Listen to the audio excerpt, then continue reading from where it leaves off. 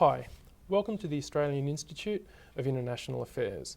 I'm Chris Farnham, and speaking with us today is the Japanese Ambassador to Australia, Mr Sumio Kusaka. Your Excellency, thank you very much for joining us. Thank you very much for having me. In a few moments you're going to be giving a presentation to the ACT branch of the AIIA on the 40th anniversary of the basic treaty of friendship and cooperation between Australia and Japan that was actually signed 40 years ago today. Could you maybe begin by giving us some background to this treaty and how it has served the bilateral relationship over the last 40 years? Thank you, Chris. Yes, as the background of this treaty, may I begin with the previous treaty called the Japan-Australia Commerce Agreement, which was signed back in 1957. Almost 10 years before that basic treaty. This, the AIIA agreement laid the foundation for the Japan-Australia the commercial relationship. Despite this landmark agreement, however, many issues still remain that needed to be resolved to further bilateral trade relations with Australia. So Japan sought the abolition of discriminatory practices regarding visas and investments. This was the main reason for the 1976 Nara Treaty. That's a nickname of the treaty, because it dealt with a great range of areas, including entry and stay, treatment in the courts and legal rights, protection of investments and property, scientific and technological development, conservation of the environment, and educational, professional, and person-to-person contacts. So it was the most comprehensive agreement that Australia had ever made with another nation up to that point.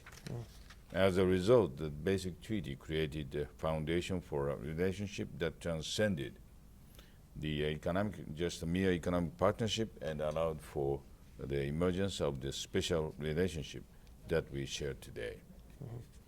Excellent. And Japan and Australia have actually got very deep relations that go much further back than most people realise. For instance, Japan was one of the early investors in the Australian economy, going all the way back to the late 1800s. And more recently, this cooperation has been deepened with the signing of the Japan-Australia Economic Partnership Agreement. Could you maybe talk about what opportunities and possibly even what challenges there are in actually increasing and enhancing this relationship into the future?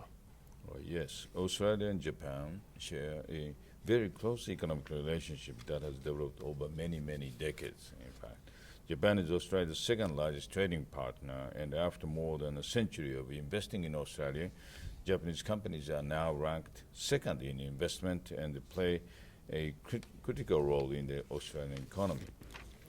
While the traditional areas of energy and resources remain still central to the economic relationship of Japan and Australia, the trade and investment ties of our two nations are still expanding and now encompass rising levels of activity under sectors such as agribusiness and infrastructure. The conclusion of the Japan-Australia Economic Partnership Agreement has not only strengthened the already existing strong trading ties further, but has also encouraged a growing number of mergers and acquisitions, many of which involve the Australian services sector.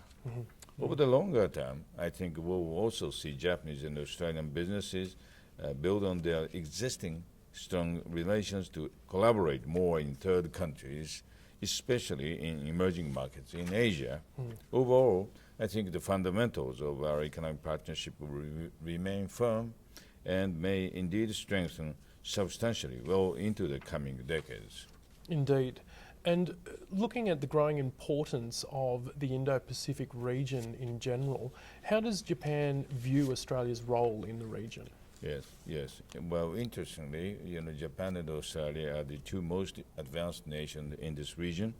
In fact, Japan and Australia are like two bookends that sandwich the Western Pacific Ocean. The peace and stability of the maritime area is of critical importance to both our nations, because a huge amount of goods and services pass through this great maritime zone, both to and from our countries. Therefore, the liberal rules-based international order in the region is of vital importance and must be respected as such. And in doing so, Australia has a very special role to play for the peace and prosperity of our region, as does Japan. We share the common values of freedom of democracy and have many common interests. That is why, when Prime Minister Turnbull visited Tokyo in December last year, Prime Ministers Abe and Turnbull underlined the importance of deepening the special relationship with a view to shouldering responsibility for peace and prosperity in Asia and the Pacific and the wider international community. Absolutely. And with Japan recently passing security reform legislation in the Diet, how do you see Japan's relationship with the Indo-Pacific evolving over the next decade or so? Well, Japan has expended every effort in recent times for the peace and security of the Indo-Pacific region. For example, following the independence of East Timor back in 2002, Japan dispatched a team to participate in UN peacekeeping activities and continue to cooperate by providing assistance to nation-building activities such as the maintenance and repair of roads.